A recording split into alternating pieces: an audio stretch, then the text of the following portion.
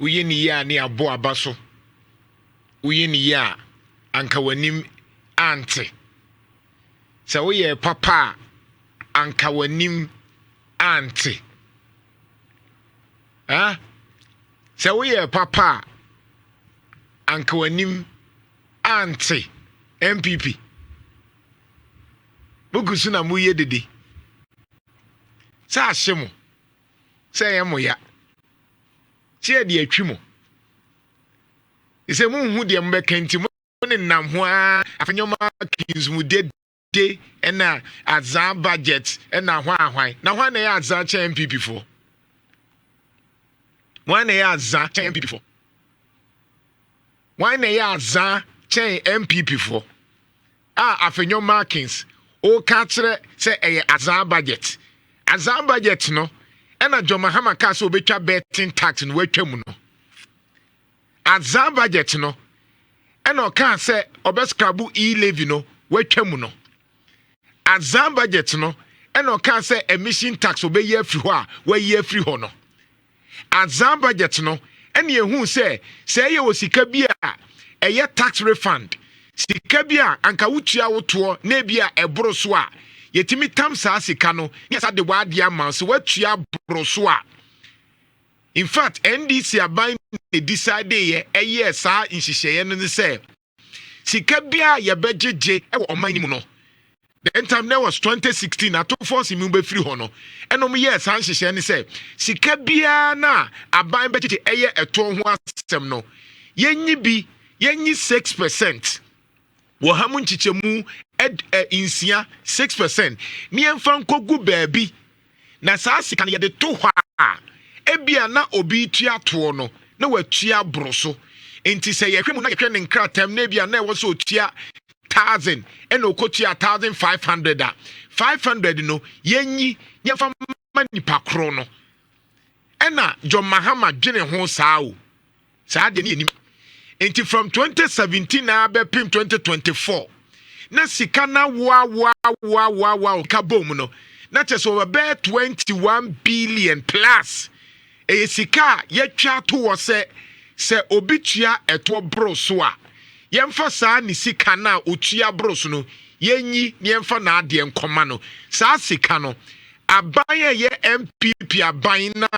afanyoma kinse ka se budget we ya azano se na kenoforiata any MPP aban out of 100% no only 45% pe enom de tua nkrofo a omatua sika bros no de aka ni nyina no sika ni bi wo ho a no mayi e de akwa di dwuma foforo a che se eni kwan se omde ye no kenoforiata ne nana dodankwa akufuado eni MPP aban a afanyoma kins no ka ho no ejitumu eyi saa sika na wo se ye de boa enkofo matua sika bros no na MPP aban eyi saa sika na no de akoye bibi foforo misapplication of the fund criminal se sika no e wo se ye de ye wei na wuyi na wanka nkyere na de koye bibi foforo eno ne efra na azaa nti afi de mekai wo the last akatu de me ato aba na nado danko akufo ado den time na o ka che Ghana for say yento aba ma no o ka bibi na mpese me boka kra bi na me de kai wo say o ka bibi se abato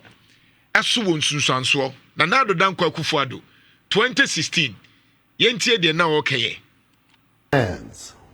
I am Nana Abdodankwa Akufo-Addo, the presidential candidate of the New Patriotic Party NPP. I've come to you this evening to appeal for your support and your vote, both for me and the 275 NPP parliamentary candidates on Wednesday, December 7th, in 2 days' time.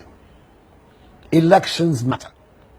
They have consequences. Me say ko biem tie na na Akufo-Addo wet no maka cho say aha unya ka asem ken ye be use against you say wa anye ni ya 2016 na ka 2 days ni akwa akoto aba na na Akufo-Addo e ka kire ye say ye jo Mahama ye no enye papa nti ento aba because elections about to also won sunsanso parliamentary candidates on Wednesday, December 7th, in 2 days' time. Elections matter. They have consequences. Elections matter. They have consequences. It's just about here because about This year's election obviously has great consequences. On Wednesday, all of us have the power to take a decision that will have a direct impact on us, our families, our children, our communities, and generations yet unborn. Wednesday. Na Kufuado at that time no catch ye say you koto about 2016 Wednesday na sa election so na ye beto no e won sunsuaso ebema ye ma ye nananom wo na omo beba ya bra bomu ni nyina. Elections matter. Elections matter. Me na me nsheda nti John Mahama di, but so far se me mark John Mahama me man 90%. Nhyira FM. Me kan wa ha. Me so far John Mahama na me njinindi bebre. But so far me nim de besi dachi. So far se me mark John Dramani Mahama me man 90/100, 90%. Wa me hu say na Kufuado kan say elections matter no.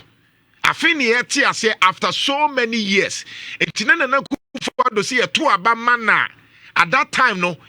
ebenya nsunsuanso ye ma ye nananom enye chirima ebeba ni nyina no. Afina no mate ase because ye to aba no ye hu say ye dache ye ma dache ye busuafo dache wono munya wu ye nya wo mu ni nyina anda na Kufuado